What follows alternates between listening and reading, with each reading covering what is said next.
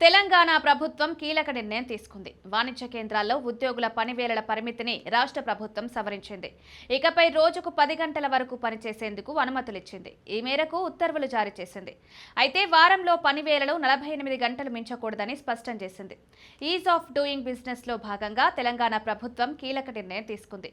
రాష్ట్రంలోని వాణిజ్య కేంద్రాల్లో ఇకపై రోజుకు 10 గంటల వరకు పనిచేసేందుకు అనుమతులిచ్చింది. ఈ మేరకు ఉత్తర్వులు జారీ చేసింది. అయితే వారంలో పనివేళలు 48 గంటలు మించకూడదని స్పష్టం చేసింది. పరిమితి దాటితే ఓటీ వేతనం చెల్లించాలని ఉత్తర్వుల్లో పేర్కొంది. ఈజ్ ఆఫ్ డూయింగ్ బిజినెస్ లో భాగంగా పనివేళలు సవరించినట్లు తెలంగాణ ప్రభుత్వం వెల్లడించింది. వాణిజ్య కేంద్రాల్లో ఉద్యోగుల పనివేళల పరిమితిని సవరించినట్లు పేర్కొంది. ఇకపై రోజుకు 10 గంటల వరకు పనిచేసేందుకు అనుమతులిచ్చింది. ఈ మేరకు ఉత్తర్వులు జారీ చేసింది. అయితే వారంలో పనివేళలు 48 గంటలు మించకూడదని స్పష్టం చేసింది.